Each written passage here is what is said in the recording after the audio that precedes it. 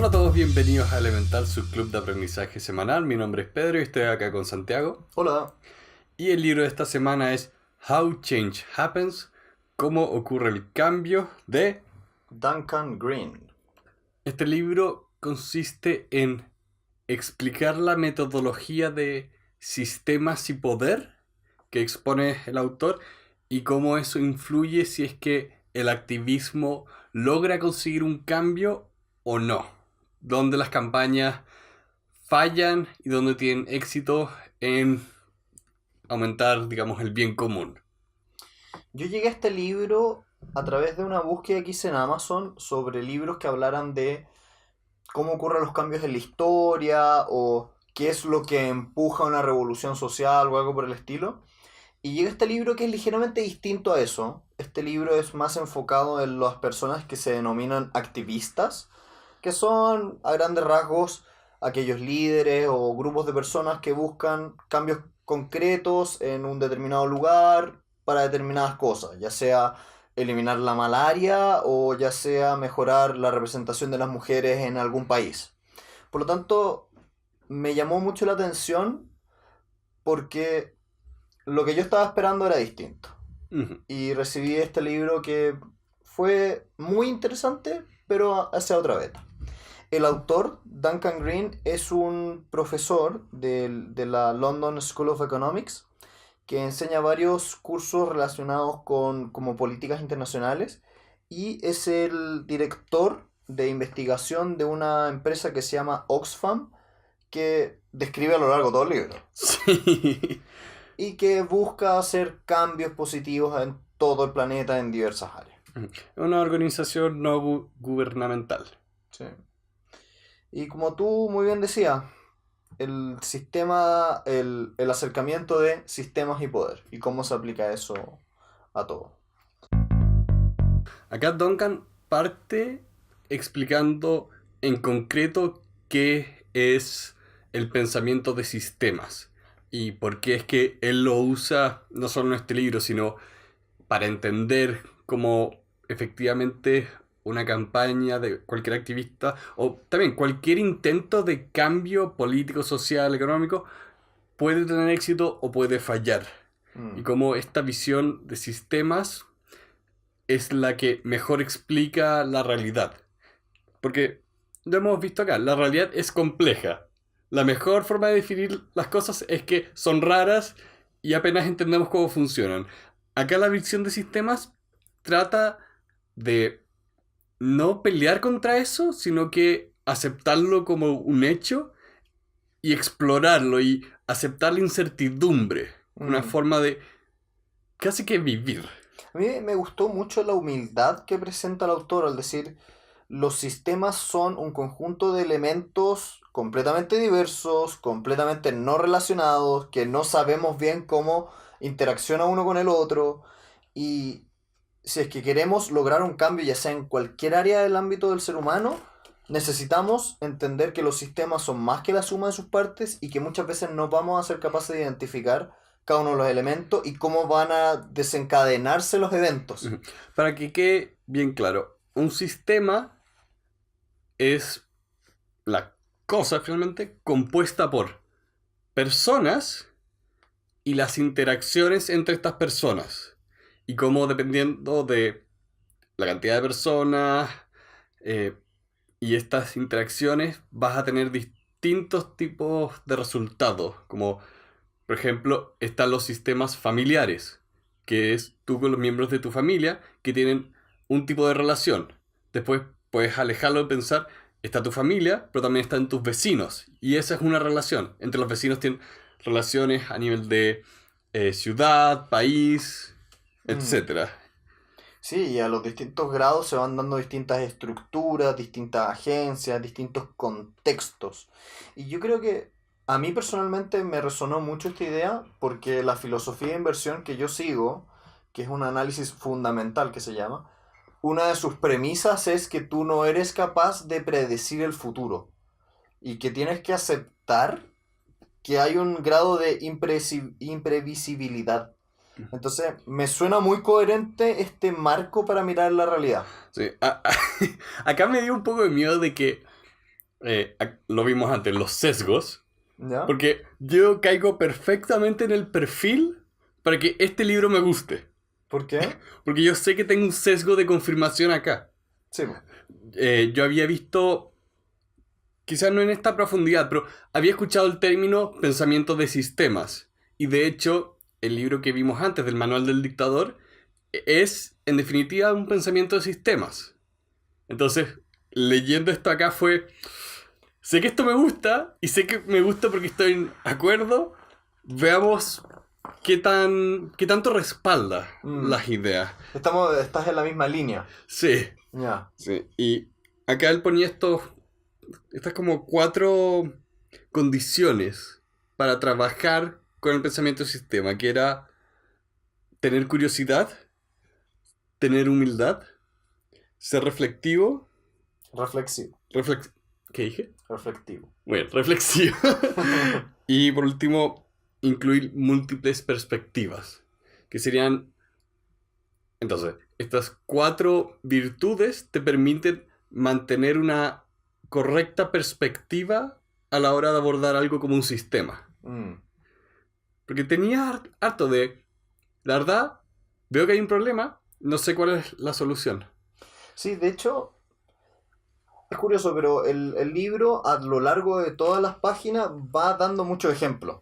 Y en todos los ejemplos tú vas notando que los elementos que él describe están, pero se dan de formas muy distintas. Entonces, tiene ejemplos desde Bolivia a ejemplos con países en Europa oriental y entonces, o africano. Entonces, tú vas viendo toda esta interacción de distintas formas y ser humilde, tener curiosidad, ser reflexivo y atreverse a mirarlo desde distintas perspectivas te da un marco teórico mucho más grande, Sí, grande, para poder hacerte cargo de la variabilidad del mundo. porque ya que admites que estás trabajando con algo complejo, tienes que también admitir que no vas a estar tan seguro de todas tus acciones. Y por lo tanto, tienes que tomar acciones pensando que pueden estar malas. Y por eso también es importante reflexionar sobre lo que está ocurriendo. Mm. Es algo bastante más evolutivo. De Y... hecho, el libro utiliza esa misma palabra. Ah, sí. Bien, memoria. Memoria involuntaria. Pero también tiene eso que yo lo vi mucho en el proceso del diseño, que tú hablas de que sea algo iterativo, de trata lo más temprano posible de probar, tanto sea para comprobar o desprobar cualquier sesgo o eh, presunción. ¿Ya? ¿Cuál es la idea? De que tengo una idea que quiero comprobar. Sí, sí. Ya. O presunción que puedas tener. Porque nunca sabes lo que no sabes hasta que efectivamente lo pruebes, como usando un método científico que exige evidencia y exija que trates las cosas hasta que se rompan. No. A mí me llamó la atención, volviendo un poquitito a lo que dijiste hace un minuto, me llamó mucho la atención la aplicación de lo evolutivo. Eh, es interesante, ¿eh? Porque si uno lo piensa, Darwin propuso una teoría muy específica para una determinada área del saber humano y de la, bueno, de la evolución en general, pero me llama mucho la atención cómo tú esa forma de pensar la puedes aplicar a un montón de áreas. La otra vez veía que Darwin escribió varias versiones sobre el libro El origen de las especies y la primera sigue siendo la mejor. Ya. Mientras más trató de abordar las preguntas y las críticas, peor era el libro. Ya. Bueno, pasa mucho. Tal vez esto, no me acuerdo exactamente la fuente de dónde lo saqué, pero muchas veces la primera obra, y cuando el autor era joven, suele ser superior a la que tiene mucho masticado con los años. No siempre, pero se da. Se da. Esa como intuición febril joven. Sí, hay gente que trabaja muy bien en un primer intento. Hay gente que necesita 10 años para crear la mejor versión de algo. Ya. Yo lamentablemente parece que soy de esa segunda especie donde tengo que revisar los papeles 100 veces para que salgan bien, pero bueno. Sí. Bueno, y de la mano con lo anterior, ¿qué importancia tiene que el mundo sea complejo o un sistema complejo? Y varias lecciones importantes que extrae el autor de esta conclusión tan grande son, por ejemplo, ser reflexivo. Si eres capaz de adaptar tus planes a esta complejidad, van a ser mucho más eficientes. Piensa constantemente en conseguir feedback de lo que haces. Es decir, como tú decías, lograr iteraciones rápidas solamente se pueden lograr si es que tú tienes personas o sistemas, o el sistema medio repetitivo para que no se confunda, pero si has puesto los mecanismos a través de los cuales recibir el feedback, y ojalá lo más rápido posible para poder adaptarte. Ujú. Entre otras ideas. Y no sé si a ti qué te pareció, pero este libro está muy cargado de las lecciones más importantes son 1, 2, 3, 4, 5. Sí, pero lo agradezco porque lo hacía claro. Ya. Porque después, de hecho, va a ejemplos. Este es un libro, en el sentido, bien estructurado, que me gusta para este tipo de materia. Que tenga esas pequeñas listas, que tenga bien marcados los títulos, lo que son los ejemplos, lo que son los casos. De hecho, bueno, para aquellos que lean el libro en un minuto, cada cierta cantidad de capítulos el autor incluye un como pequeño apéndice chiquitito donde pone un caso de estudio y explica a grandes rasgos todo lo anteriormente visto a través de la aplicación concreta. O sea, ¿cómo se llaman esas? Cuando tú pones un libro en la mitad, no un libro, cuando tú pones un número en la mitad del párrafo, que significa que hay una línea al final del capítulo. Una bibliografía, una referencia, una Sí. cita, no sé. Bueno, para todas las citas, referencias y bibliografías siempre están al final de los capítulos y eran como de 2 páginas. Sí. De hecho, me gustó un pequeño detalle, ¿eh? Me gustó un pequeño detalle del libro que es que al final de cada parte incluye un listado de libros para profundizar. Ujú. Entonces, si te gustó mucho el tema, tienes un lugar donde hincar más el diente. Sí. Guía mucho el camino. De hecho, yo estoy ahora preparando unos cursos para la universidad, para el próximo año, mis alumnos y todo, y voy a de todas maneras adoptar esa figura, de incluir la bibliografía no en un gran bloque gigantesco al final, sino más bien ir poniéndola después de cada uno.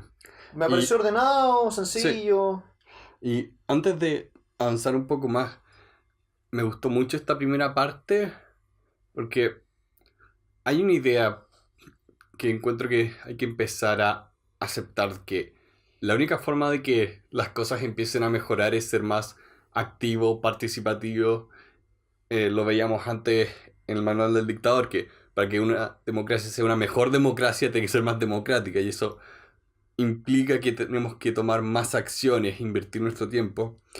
Y acá él habla de activistas, y te diría que más y más es importante considerar nuestro rol como pequeños activistas en nuestro día a día.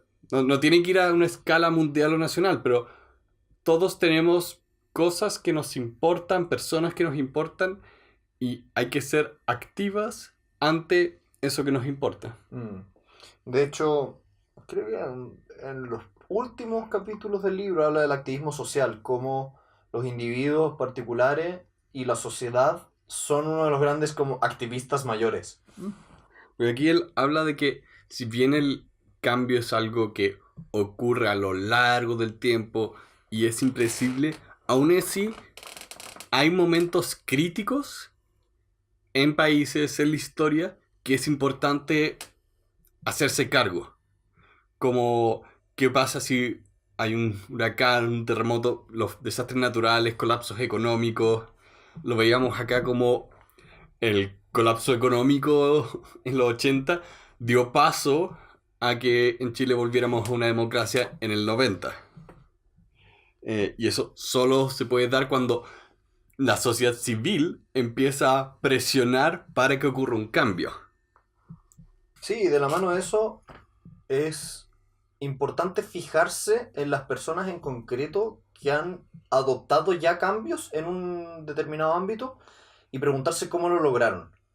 cómo fue que esa mujer que hoy es la única parlamentaria en este lugar que es extremadamente machista, llegó ahí. Y cómo logró ese cambio. Y ser capaz de observar que muchas veces, eso me gustó, que muchas veces los cambios alguien ya los hizo. En una escala más pequeña, en una escala más humilde, pero ya los hizo. Y identificar cómo lo hizo te puede dar muy buenas luces de cómo lograr ya el cambio más sistémico. Acá lo ponía como positive deviance. Como, ¿cómo traducirías deviant? Es algo así como anormalidad. Pero se refiere a una persona que se sale de la norma, más Mm. que nada. Y muchas veces se usa esa palabra pensando quizá en alguien que es que puede ser un ladrón, alguien que rompe las leyes. Pero acá lo habla como alguien que rompe las leyes positivamente, como sería el cambio social que ocurrió donde ya no golpeamos a los niños. Ya. Igual hay que tener ojo porque la palabra deviant y deviance son muy distintas. Pero en fin. En fin.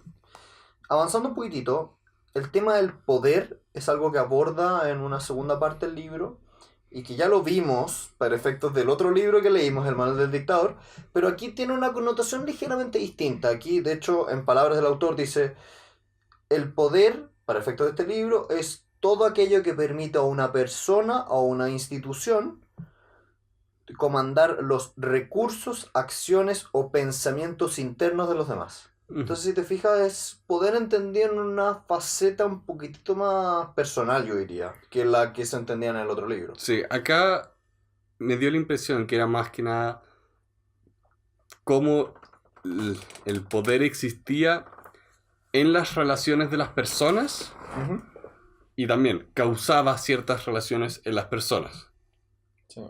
A mí me gustó la clasificación que incluye el autor, que dice, existen tres grandes tipos de poder. Un poder visible, un poder escondido y un poder invisible. Entendiéndose el poder visible como el que todos conocemos, como la política, la autoridad, las leyes, el dinero, ese tipo de poder. Este poder escondido, que se refiere a esto que está debajo de ese mundo.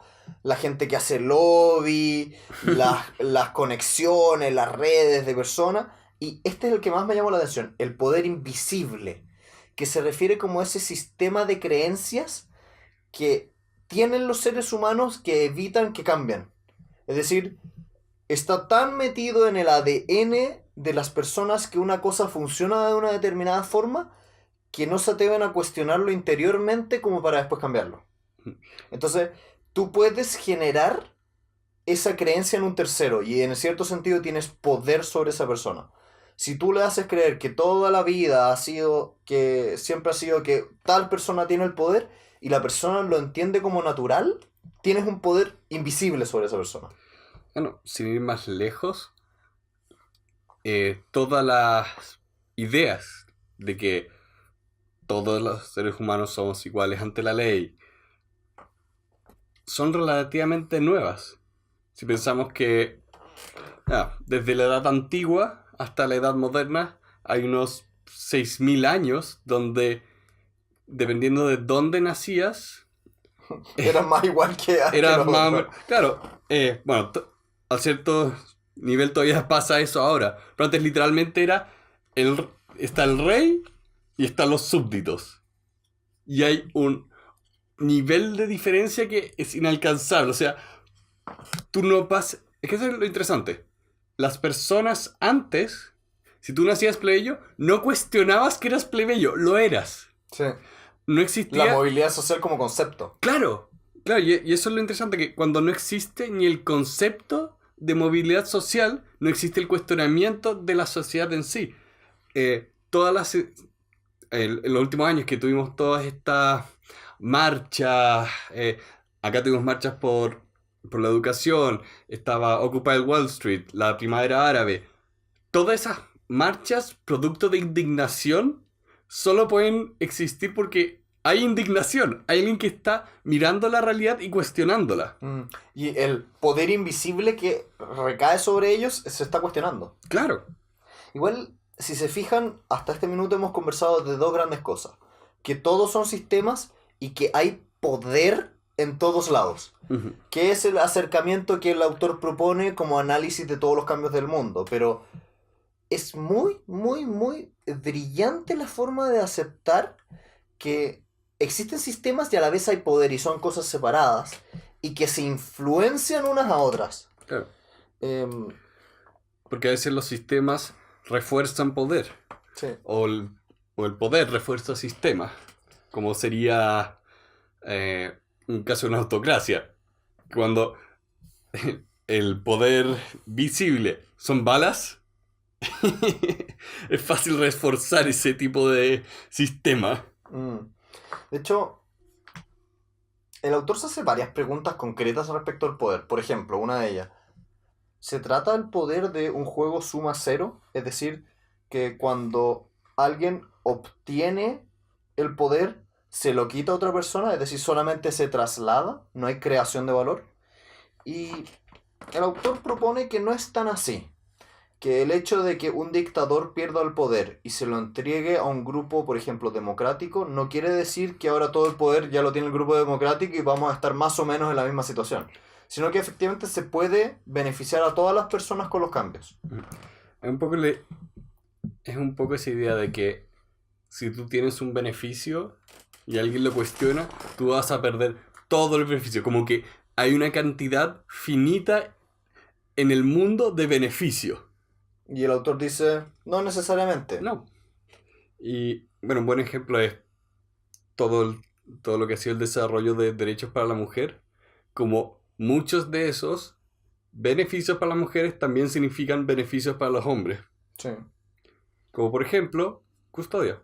De hecho, curiosamente, yo te diría que aunque la gente tiene una reacción al principio de miedo ante los cambios porque como va a cambiar el status quo, ellos van a perder lo que tenían, en la práctica la gran mayoría de los cambios de carácter social tienden a ser para el bien. No siempre, pero suele pasar. Suele pasar. O sea, unas cosas que explicaba mucho acá era que ya que los cambios son un sistema, eh, es importante recordar que no son lineales. Por lo tanto, no es que siempre vamos hacia adelante, siempre vamos mejor. Tú puedes ir hacia adelante, hacia atrás, arriba, abajo. Y a ver, voy a ver si la encuentro, porque hay una muy buena charla de una autora turca que explicaba cómo el progreso no es lineal. Turquía estuvo en un momento a punto de entrar a la Unión Europea y ahora está lo más alejado de ese objetivo posible. Está peor que antes. A mí me dio esa misma impresión. Viajé hace poco a un país vecino acá en Chile y era un país extremadamente rico en su minuto y que dejó de crecer por montones de problemas de corrupción y otros. Y me llamó mucho la atención cómo este país tenía lugares históricos gigantescos, brillantes, preciosos. Y la vida del día a día no se correspondía con esa gloria pasada. En fin. Sí, es complejo Sí. el desarrollo. Podemos estar peor. Sí. Otro punto que me gustaría rescatar es hacer análisis de poder. ¿Qué quiere decir eso? Que en todo lugar que tú como activista o como ser humano quieras hacer un cambio, tienes que preguntarte, ¿quiénes son los actores con poder? ¿Cuáles serían las alianzas potenciales que se pueden dar? ¿Cómo te puedes acercar a esos actores? Y si existe algún evento u otro que puede ser como un catalizador de estos cambios. Porque si tú lo piensas, todo lo que nos rodea tiene algún elemento de poder. Entonces, me llamó la atención y me gustó cómo el autor dice, siempre haz un análisis de poder de todo lo que te rodea. De hecho, uno de los ramos que tuve que tomar en la universidad se llamaba liderazgo, que, si soy sincero, tenía una terminología que era demasiado enamorada de sí misma para mi cinicismo, así que no lo disfruté. Pero era una buena metodología de análisis que hacía lo que este autor propone de analizar a los autores, analizar el sistema y desarmar un poco la imagen que tienes al frente y verla como pequeños componentes. Y cuando haces eso, realmente puedes determinar dónde tienes que apalancar para lograr el cambio que quieres. ¿Cuál es el punto crítico? ¿Cuál es el eslabón más débil de la cadena? Muchas veces los cambios no se dan por diversas razones, pero acercando un poco al libro también, se da porque hay cierta inercia en las cosas. Hay cierta inercia porque las instituciones, las ideas o incluso los propios intereses juegan en contra de los avances. Me gustó harto en el libro como el autor decía, es muy difícil hacer que una persona entienda algo cuando su salario depende de que él no lo entienda. Sí. Me parece notable porque lo he visto tantas veces, me ha pasado tantas veces que me he acercado a algún funcionario o algo así en un servicio público donde le explico, mira, esto podría ser así y sería más eficiente, más rápido, más barato, y como lo han hecho siempre de la otra forma, no lo entiende. Y como si lo hiciera de esa forma, él se volvería más o menos redundante, tampoco lo quiere entender. Y los ejemplos que da acá en el libro era sobre cómo la gente que niega el cambio climático por lo general trabaja o tiene inversiones en industrias petroleras. Bastante curiosa Una curiosa correlación. Pero igual, yo lo entiendo. Si es que tu subsistencia depende de algo, obviamente no quieres aceptar que estás mal. Claro, sí, es la idea de que nadie quiere pensar que es el villano. Sí, sí, No obstante, hay problemas que son bastante graves. sí. Avanzando un poco, hablamos de la importancia de las normas sociales. Porque las normas sociales son una forma de poder para un sistema. Y de hecho, las normas sociales son las cosas más complicadas de poder analizar porque cada sociedad tiene sus propias normas. Y por eso muchas veces cuando un agente externo trata de implementar un cambio que puede que sea para bien, va a fallar porque no está entendiendo las normas sociales. Un caso clásico que nos hacen ver por diseño es cuando unos activistas querían ayudar a una aldea en África construyendo un pozo porque el pozo, uno, estaba lejos, dos, estaba con agua contaminada. Entonces vieron que había un río subterráneo, hicieron un pozo en la mitad de la aldea que nadie usó. Hasta que alguien fue a la aldea a preguntar por qué no están usando este pozo, o más importante, por qué sí están usando el otro pozo. ¿Y qué ocurría? Solo las mujeres eran las que iban a buscar agua y el tiempo de la aldea al pozo era el único tiempo que tenían para ellas, donde no estaban preocupadas ni del marido, ni de los hijos, ni de nada. Entonces, para ellas ese viaje era un beneficio. Entonces, ¿qué pasó? Hicieron un pozo a la misma distancia, pero que no estuviera contaminado, y las mujeres de esa aldea empezaron a usar ese pozo. Notable la anécdota. Sí. Sí, de hecho, desde un punto de vista jurídico, yo lo he estudiado bastante y es muy interesante ver cómo las normas sociales son claramente el precursor de las normas legales. Entonces, verdaderamente hay ciertos cambios que ocurren que no tienen una correlación en la legalidad que son fundamentales. Por ejemplo, no existe una ley que haya empezado a prohibirle a los padres disciplinar a los hijos a través de, por ejemplo, un pequeño golpe o algo así. Y hace 50, 100 años en este país, todos los padres golpeaban a los hijos de alguna u otra forma para disciplinarlos. A mi papá le pegaban. Sí, pues les pegaban con correa, era bastante habitual. Que no sé, no sé los detalles, pero los golpeaban de un coscorrón, un pequeño golpe, No, esto era con cinturón. o con cinturones. Y nadie sabe realmente cómo de a poco ese uso social fue cambiando. Y empezó a ser cada vez más visto como algo negativo. Y hoy en día, en nuestra sociedad actual, en nuestro país, es completamente excepcional el padre que golpea a los hijos para disciplinarlos. A mí, a ver, esto me recuerda. ¿Te acuerdas cuando fuimos a ver, no sé si te acuerdas la película El Árbol de la Vida? Recuerdo el con Brad nombre, Pitt. no me acuerdo tanto el detalle de la película, ¿ya? Ya, hay una escena en esa película donde Brad Pitt, que el padre de esta familia, eh, reacciona de manera muy violenta Ya me en acordé de la la escena, mesa sí, sí. y en la escena en sí no te muestran que le está pegando a uno de sus hijos, pero queda perfectamente claro. Y es una de las escenas más violentas que he visto, no tanto por lo que demuestran, sino por lo que no te muestran. Y también es algo que en otra época sería muy normal. Sí. Y cómo ese cambio es un cambio de las normas sociales que subyacen. Ujú. No es un cambio en que empezaron a aparecer leyes.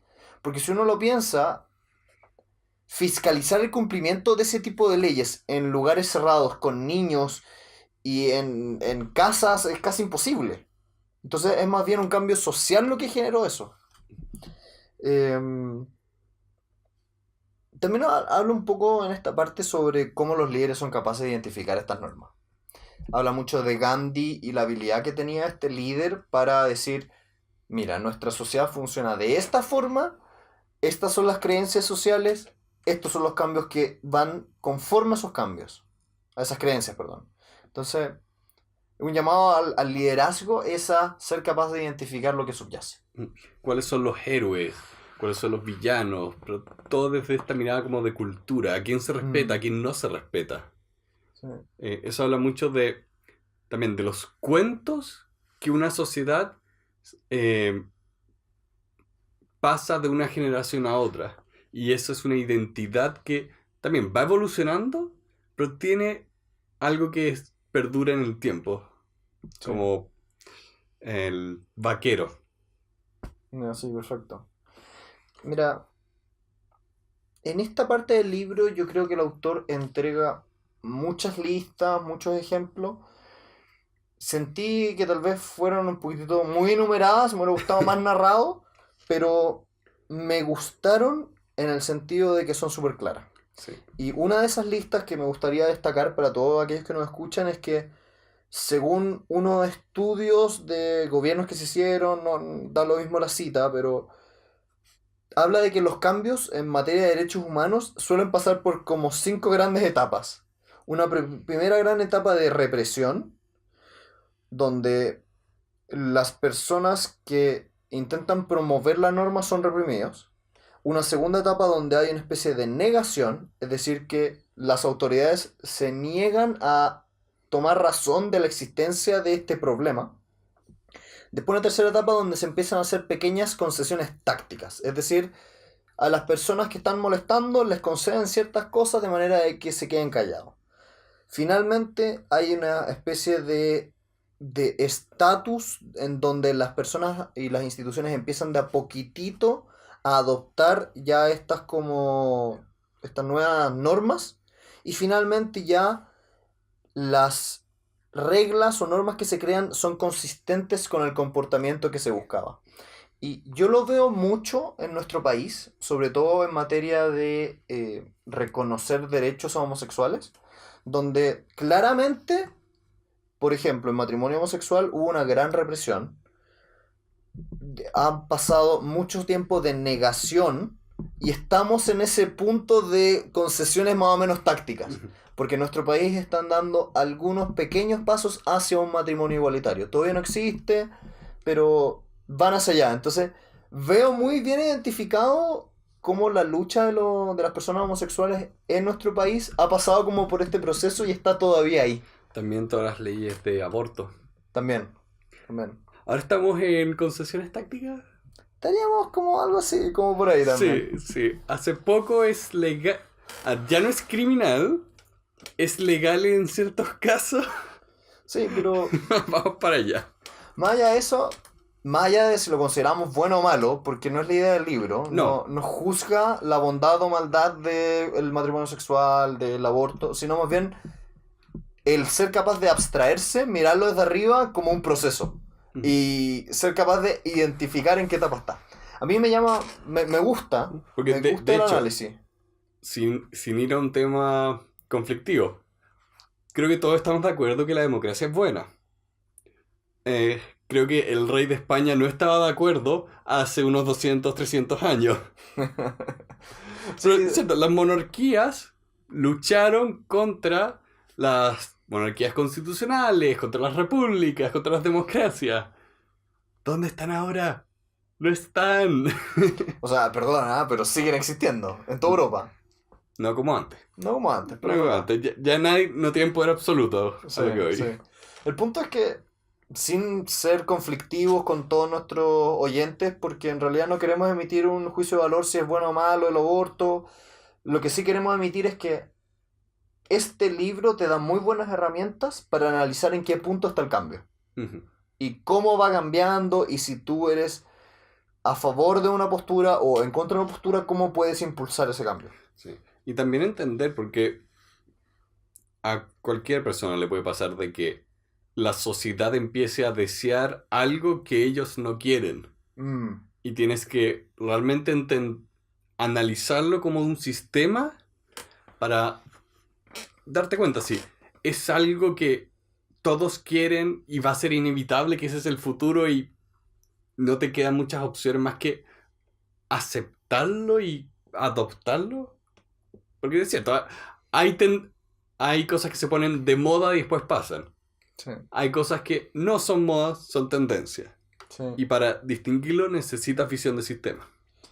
Y también visión de poder, porque quién tiene las cartas es muy importante al momento de ver si se va a lograr un cambio. Sí, acá De hecho, aquí me gustó mucho que ponía énfasis en el poder de las religiones.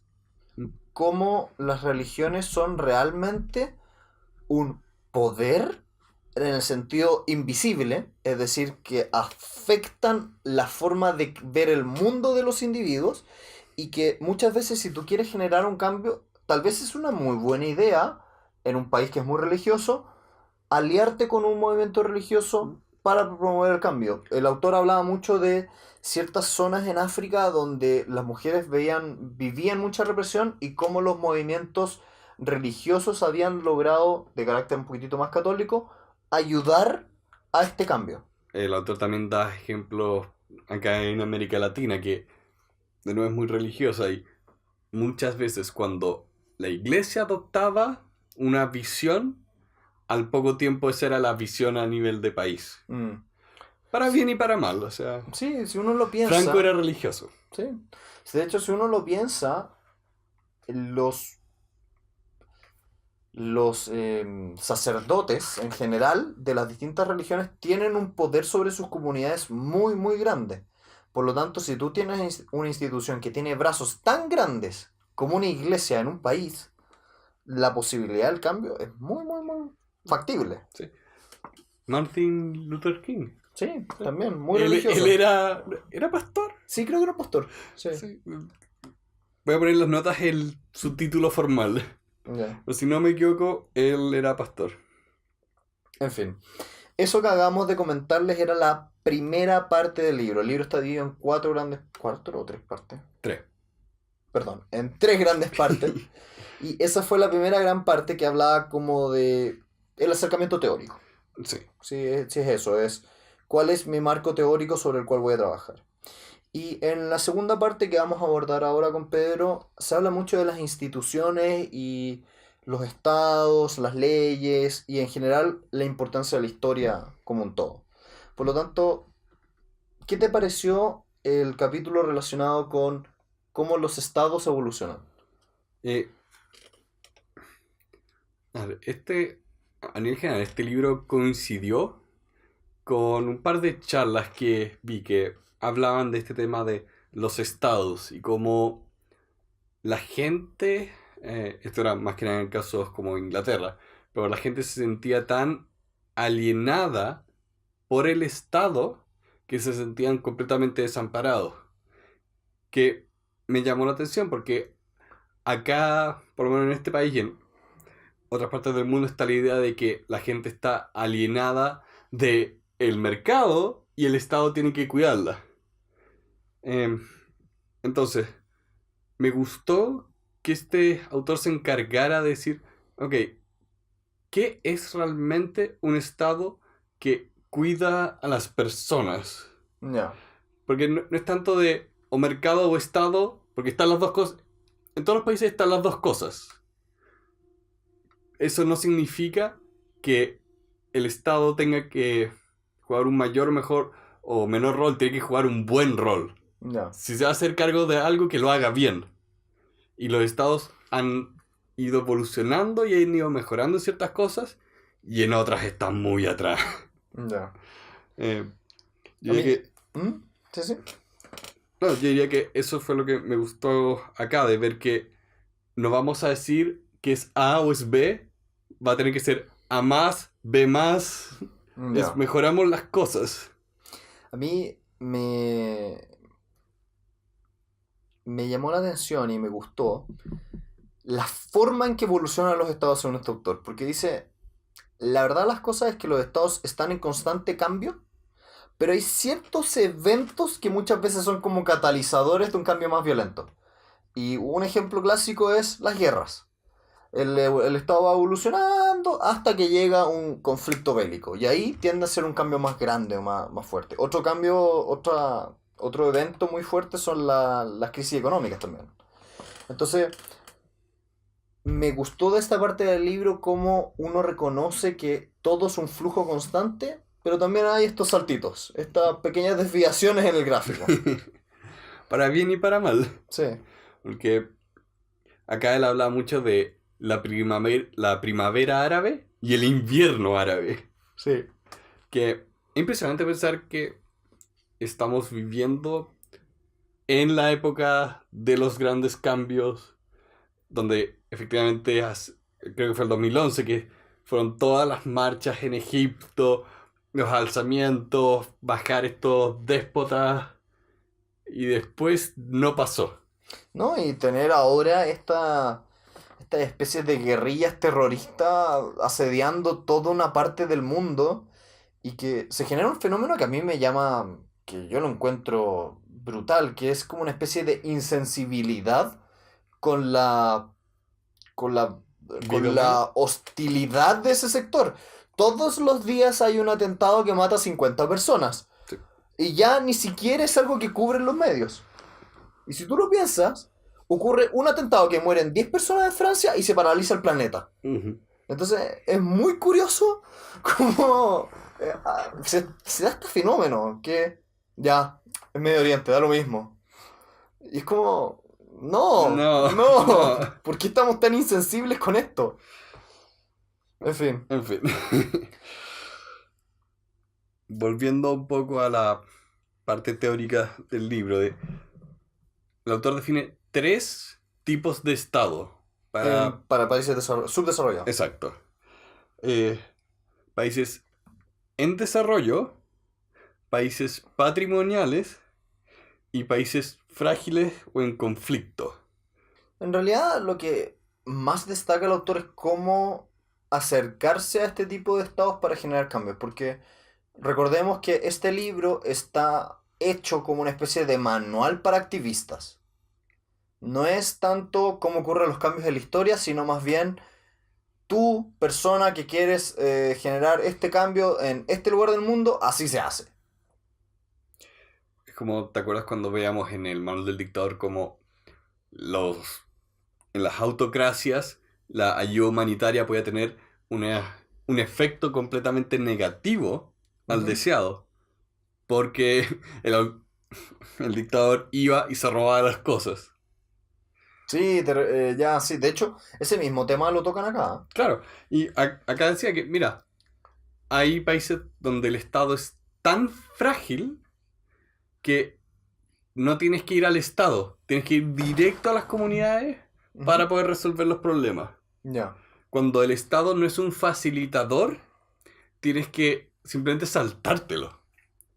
De hecho, yo me imagino que en países asiáticos, estoy pensando en China, cuando una persona quiere cambiar algo, tiene que ir al Partido Comunista, Claro, que es como el Estado, pero sí, el partido es el Estado. qué increíble eso. En fin, no nos metamos en China, que es un mundo aparte. Sí, Em, pero el punto acá, y lo podemos dejar por escrito en las notas, es que cada uno de estos tipos de Estado tiene distintas dinámicas de poder y de normas, y eso va a crear tu estrategia para afectar el cambio. No. Esta parte es tuya. Bueno, en esta parte el autor habla sobre las leyes y cómo influyen en los cambios. Yo diría que la parte que más me llamó la atención, porque el resto sentí que no me aportaba tanto, pero la parte que más me llamó la atención es cómo las cortes, muchas veces las Cortes Supremas, funcionan como activistas de facto. ¿En qué sentido? Muchas veces cuando existe un sistema autoritario, un sistema donde hay un dictador, etcétera, etcétera, la institución que le pone un freno, la institución que se opone, suele ser la Corte Suprema. La institución que dice se están pasando a llevar tales y tales derechos, esa es la Corte Suprema. Entonces, Incluso si el Estado es muy burocrático y lento, la Corte Suprema pone las leyes y el Estado las adopta. esto en los países anglosajones se da mucho eso, donde lo que es el precedente judicial tiene una fuerza gigantesca, es decir, son mini legisladores los jueces, Ya. son mini legisladores. Que él acá daba el caso de India. Como en la India era el poder judicial que hacía leyes que se convertían en poder ejecutivo. O sea, sí, no, lo que hacía eran dictaba sentencias que después adoptaban las leyes siguiéndolas porque como la Corte Suprema de India siempre fallaba lo mismo, terminaba siendo la ley de facto. Igual es impresionante porque se habla del activismo judicial en el sentido de que los jueces van más allá de las leyes o aplican cosas distintas a las leyes y en sistemas como el nuestro, donde la ley es muy fuerte y el juez solamente debe aplicarla, eso derechamente va contra nuestra ley. Ujú. Pero en la práctica termina siendo algo que influye tan fuertemente que las leyes cambian. Ya. Entonces, tal vez esta parte del libro para todas las personas que no son abogados como Pedro tiene mucho valor, perdón. Pero la verdad de las cosas es que los casos son lo más valioso de este capítulo. Entonces, ¿cómo...? Yo me quedo con el ejemplo, por ejemplo, el ejemplo de India. Cuenta uno de esos casos. Yo siento que el ejemplo de India es muy claro. El activismo judicial puede terminar siendo el impulsor de muchos cambios. En fin, ¿qué pasa con los partidos políticos y los medios de comunicación? Una gran pregunta respecto a los cambios, ¿no es cierto? Sí. ¿Y cómo traducirías accountability? Accountability es como rendición de cuentas. Pero es más que rendición de cuentas. Sí, de hecho el autor acá lo define, ¿eh? Dice, la rendición de cuentas o accountability para efectos de Francis Fukuyama, que es otro autor súper famoso, significa que las personas que están gobernando creen que son responsables por las personas a quienes gobiernan y ponen los intereses de esos gobernados por sobre los propios. Que es una especie de rendición de cuentas un poquitito más específico. Sí, pero para este modelo creo que se aplica mucho. El punto es, cuando hay un gobernante, ¿puede hacer cualquier cambio? ¿Sí o no? Y la respuesta de este autor es no. ¿Por qué? Porque tiene que rendir ciertas cuentas. Y si uno hace el análisis de poder y de sistemas, uno identifica dos grandes jugadores en esto, que son los partidos políticos y los medios de comunicación.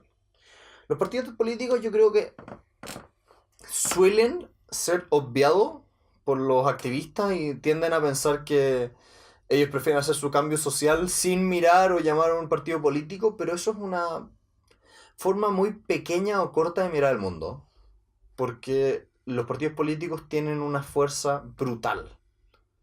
Verdaderamente piensen en Estados Unidos, donde hay dos grandes partidos, no hay más, punto. No. Ellos toman las decisiones, nadie más, entiéndanlo. Sí. Y bueno, es complicado porque cuando el poder está tan concentrado, es difícil desconcentrarlo, dispersarlo o incluso generar nuevo poder para hacer un contrapeso también es difícil. Ya. Acá yo lo pienso harto como en el manual del dictador hablaban de democratizar la política, democratizar la economía. Que cuando... Porque cuando alguien llega al poder, tiende a querer quedarse y a juntar más. Y la conciliación del poder, tanto Ujú. político como económico, es un problema muy grave de esta época, te diría. Especialmente consolidaciones económicas, Ujú. donde tienes esta mega corporación transnacional que es cabeza de 800 compañías, todas gigantes.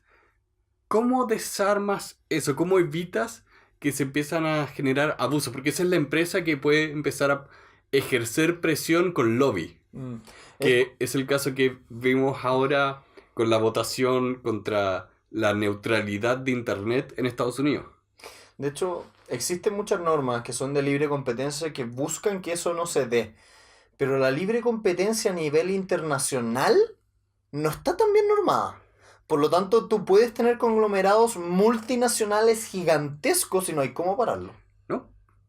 Piensa en Y Comcast. sí, y de nuevo, el problema acá es que la, estos conglomerados mismos son los que actúan en contra de los principios de un buen mercado. Sí. Bueno, conversemos eso en la parte de Sí, adelante, pero sí, de todas maneras, la concentración de poder es uno de los grandes problemas. sí, y especialmente cuando no puedes hacer que rindan cuentas Mm. o que les afecten los errores que cometan. Sí. Eh, Lo cuan- mismo, lo mismo por el otro lado como con el rol de los medios de Ujú. comunicación. Cómo funcionan como contrapeso. Cómo son los que exponen y hacen los escándalos que impulsan el cambio. Y De hecho, creo que la última que hablamos me acaba de poner un estado muy negativo de mente. ya. Porque apenas dijiste eso, pues me acordé de el libro que leímos sobre los medios de comunicación, que los medios de comunicación hablan de que son los agentes del cambio cuando en el día a día reportan los choques de autos. Sí.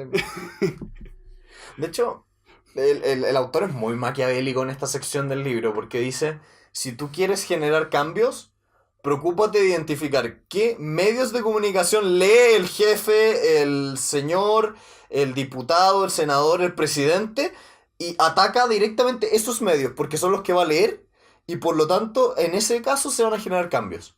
No ataques cualquier medio, no viralices las cosas en internet, en Facebook, porque eso no es relevante. Lo que es relevante es solamente los medios de comunicación que lee la persona que tiene poder. Tienes que penetrar sus burbujas de información. Sí. De hecho, es bastante brillante porque probablemente un dictador o Mira, un déspota no le interesa lo que dicen las redes sociales, pero de todas formas se va a informar. sí. Acá, acá el autor toca un punto que nadie vive realmente aislado. Puede que no te importa lo que diga Pedro Soto, pero te va a importar lo que va a decir eh, tu padre, tu hermano, tu compañero de trabajo. Tus pares son las personas que van a influenciarte. Mm, Y si logras atacar a esta persona que quieres influenciar, la logras atacar a través de quienes lo rodean, puedes generar un cambio. O puedes generar que esa persona note que hay un problema. sí. De hecho, básicamente lo que el autor sugiere es planta en los medios de comunicación relevantes tus ideas. Y con eso se van a cambiar. Ujú. Todo eso es el lado largo de influenciar a los partidos, influenciar a los políticos. El lado corto es ir a los políticos. Derechamente. Lobby, puro y simple. Y Lobby tiene una mala reputación por buenas Obvio. razones, Obvio. pero no significa que no sea una herramienta para el activismo o para generar cambios positivos. Existe el lobby, existe como el lobby social, el lobby que hacen instituciones no gubernamentales, que claro, no es tan famoso, no es tan fuerte como el que puede hacer una empresa como Comcast, que tiene unos 300 billones para gastar Ujú. en lobby, Creo que ese es el número. No lo sé. No sé, pero un número grande. El punto es, si ustedes saben cómo hacer lobby para generar un cambio, háganlo. Es que no, yo sentí que la recomendación del autor no era tan así, existe mucha suspicacia por parte de los activistas de hacer lobby, que lo ven como algo inmoral o algo por el estilo. Y el autor dice, no es necesariamente inmoral, pero es un camino eficiente y tener un complemento del camino largo y el camino corto puede ser algo beneficioso para tu causa. ¿Te acuerdas en el libro de Phil Knight, el de Nike? Uh-huh. Él hizo lobby. Sí, de hecho. Cuando tenía el problema con el burocraken, Sí, me acuerdo. él lo solucionó a través del lobby, que fue llamar a su representante, ir a la persona que representaba su estado para que él lo ayudara. Sí. Muchas veces en la vida, es que ahí está, bueno, en Chile se habla de pituto como aquella situación en virtud de la cual una persona utiliza una conexión para aprovecharse injustificadamente de una oportunidad. La dedocracia. La dedocracia es fundamentalmente cuando una persona, un ejemplo muy concreto, cuando hay dos personas participando para un puesto de trabajo y una de esas personas conoce a alguien dentro de la empresa que le pide que lo ayude y no gana por sus méritos personales, sino más bien por esta conexión. Eso se llama el pituto en Chile. Pero por el otro lado también están las famosas redes de contactos o el networking. Entonces, ¿cuándo uno pasa de este uso medio inmoral al uso moral de, oye, tú y yo tenemos el mismo rubro, nos podríamos influenciar y justito coincidimos en el club de golf? Que no es malo, pero ¿cuándo pasamos de un lado al otro? Sí, es un equilibrio que te diría que el punto de quiebre está si la persona es competente o no. Porque la fuerza de una red de contactos es que hay confianza. Es difícil contratar a alguien cuando tú no estás completamente seguro de cómo esa persona trabaja, si es compatible. Y de hecho, un buen sistema de contratación quiere encontrar a la persona adecuada.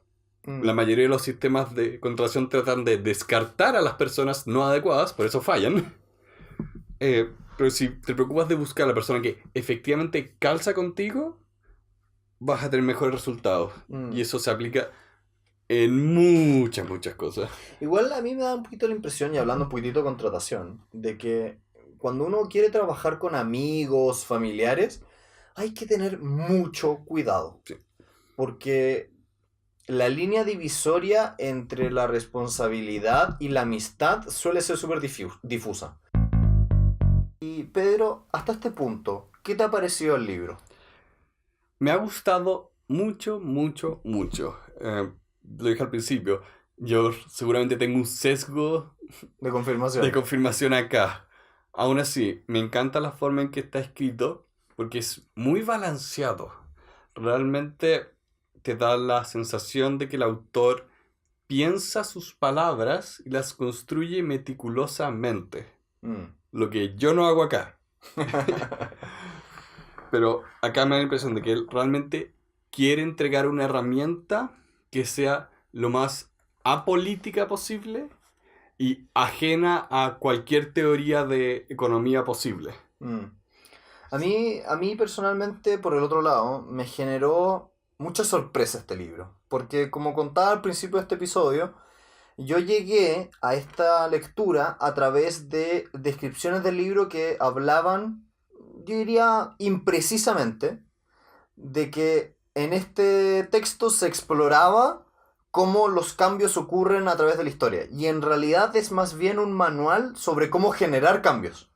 Entonces, me sorprendió mucho, positivamente, porque era un ámbito que no estaba esperando y que me ha generado muy buen sabor hasta este punto del libro. No me gustaría puntuarlo todavía porque eso va a quedar para la segunda parte de este libro en este podcast, al segundo episodio que vamos a hacer más adelante, pero hasta este minuto, tus impresiones, ¿buen libro? Buen libro. Si a alguien le entusiasmó lo que ya hablamos, los recomiendo comprar o conseguir lo que prefieran. No No lo juzgaremos. No lo juzgaremos. Pero sí, Sí, lo recomiendo. Especialmente a alguien que tenga interés en las normas sociales o en política. Bueno, y con eso les agradecemos que nos hayan escuchado el día de hoy. Vamos a hacer una segunda parte explorando la segunda mitad de este libro.